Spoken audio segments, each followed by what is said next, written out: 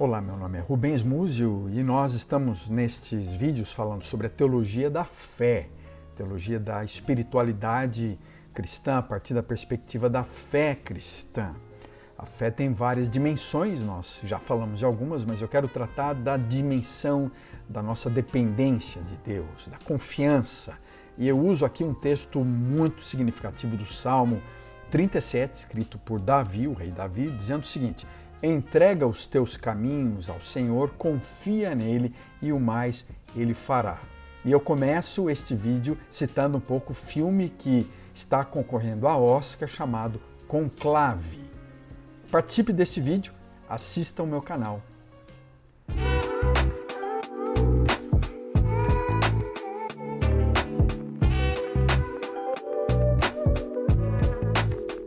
O filme Conclave, lançado nesse ano, baseado num romance do Robert Harris, ele gira em torno do tema da escolha de um novo Papa após a morte do antigo pontífice. E o trama se desenrola num ambiente de muita tensão, incertezas, manobras políticas, enquanto os cardeais estão tentando, sinceramente, discernir a vontade de Deus em meio a vários interesses humanos e conflitos internos.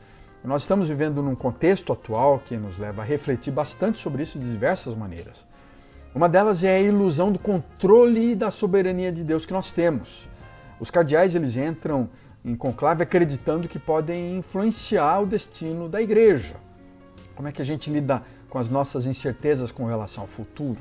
Como é que a gente busca sabedoria diante das incertezas? E esse é um tema forte, presente, da relação entre fé, dúvidas, fé e incertezas, o mistério da vontade de Deus. O resultado final do conclave não poderia ter sido mais inusitado e inesperado por todos os cardeais. Eu quero incentivar você a assistir esse filme e perceber a importância da gente ouvir Deus e muitas vezes a dificuldade que nós temos de moldar o nosso futuro e perceber qual é a vontade de Deus diante das diversas situações da vida.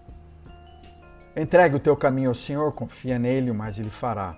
Na jornada da vida, essa é uma das grandes dificuldades que nós temos. A gente a olhar para esse texto de uma forma valiosa. Por quê? A dificuldade que nós temos de olhar para esse texto, os desafios que são gerados dentro de nós, diante dessa possibilidade de confiar em Deus, que Ele tudo fará, entregar tudo para Ele, confiar nele, que Ele fará o resto. Quantas vezes nós nos sentimos desconfiados disso, desorientados, sufocados, carregando um peso enorme dentro de nós, de desequilíbrios, de caos, de antagonismos, de lutas, diante das tempestades externas e tempestades internas. E olhamos para as salas escuras do nosso coração e nos cantos da nossa vida percebemos aquela complexidade enorme interior. Como é que a gente entrega o nosso caminho a Deus, confia nele? Isso é central na nossa espiritualidade. Lentamente, a gente percebe que quando a gente confia nele, isso vai acalmando, vai renovando as nossas forças, vai nos dando alegria, inclusive, para continuar, para caminhar. Essa palavra do Salmo 37, entregar, é também muito utilizada em outros salmos, no sentido de confiar. O Salmo 22, por exemplo, usa a expressão confiar no Senhor, entregar a Ele, para que eu seja livre, para que Ele me salve, para que eu tenha prazer. É a mesma expressão de Mateus, capítulo 27, se referindo ao fato de confiar em Jesus e ao fato de que Jesus confiava em Deus no final da sua vida. A ideia por trás de entregar na língua original se assemelha ao rolar de um pesado fardo que está por cima dos nossos ombros e que a gente não consegue suportar e a gente vai rolando esse fardo e vai entregando esse fardo pesado para Deus e o colocamos sobre Deus e o lançamos sobre Ele e sabemos que Ele vai poder carregar melhor do que nós mesmos.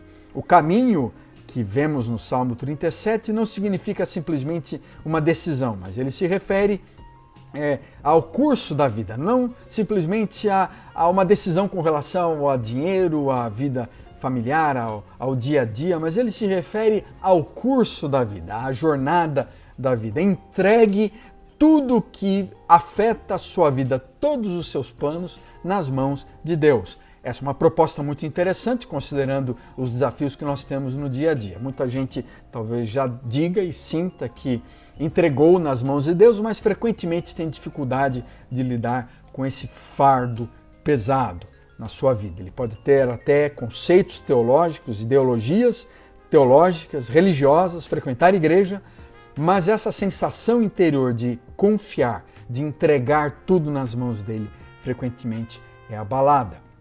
O conceito de um fardo pesado, eu quero usar a simbologia de John Bunyan, no famoso livro O Peregrino, o livro de cunho religioso mais vendido na história da humanidade, depois da Bíblia.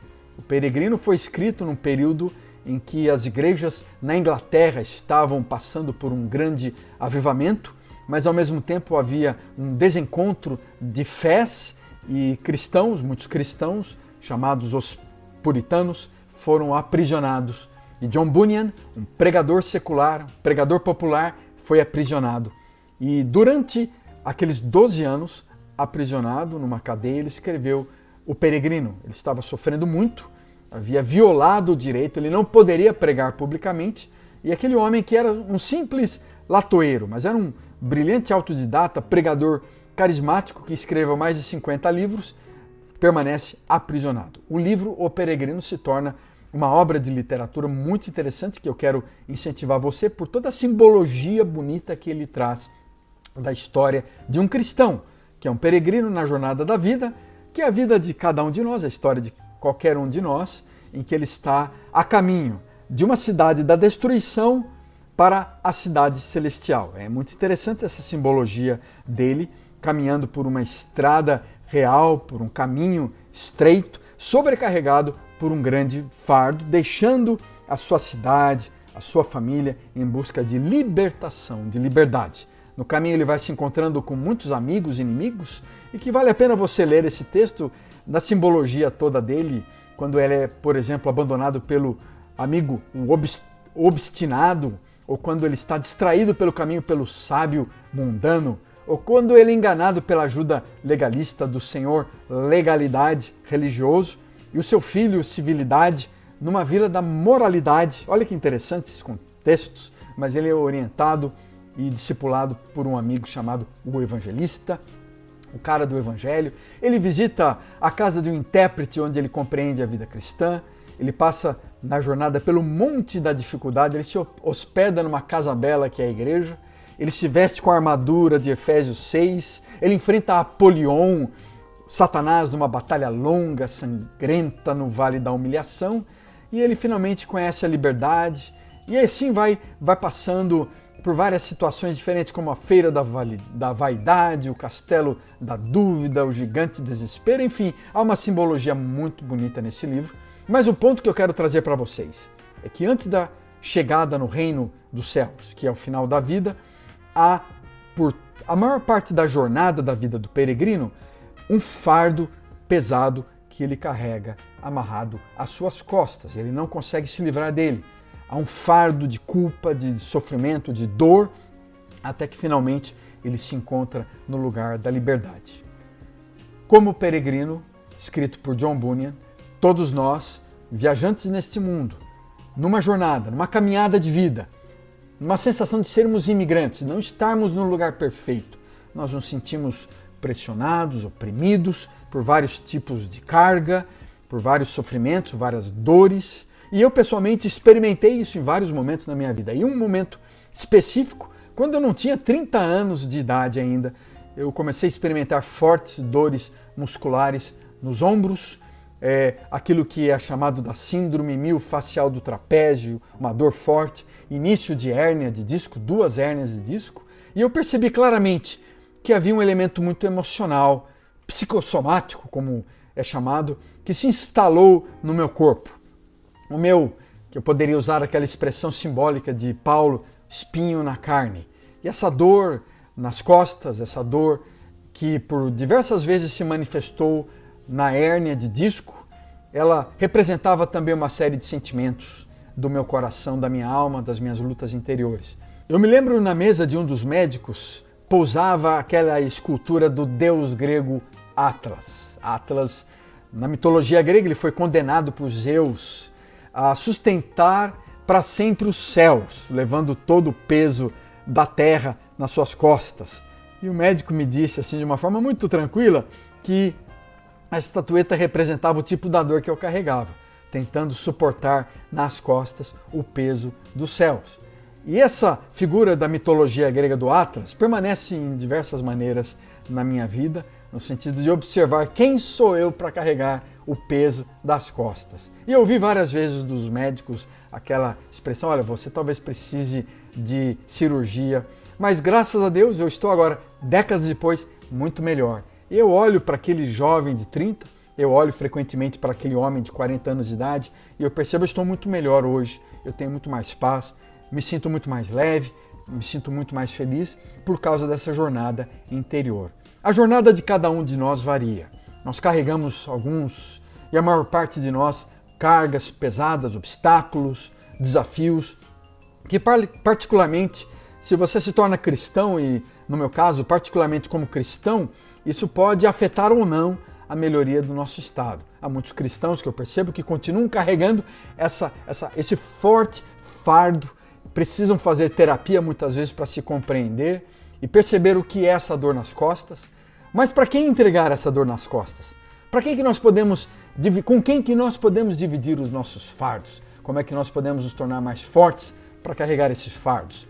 Eu queria olhar um pouco da teologia do Novo Testamento a partir de um texto de Hebreus, capítulo 12, que nos ajuda a lidar muito mais com esse fardo, que nos ajuda a compreender quem somos nós e como é que nós podemos usar o texto bíblico para lidar e olhar para os fardos e obstáculos que nós carregamos. Hebreus capítulo 12 aponta para 3 temas importantes que eu quero trazer para você nesse vídeo. Considere as histórias, olhe para as biografias, livre-se desse peso e do pecado que está sobre você. A palavra bíblica é usada muitas vezes para descrever pecado e eu quero falar muito mais com você hoje sobre o que significa isso.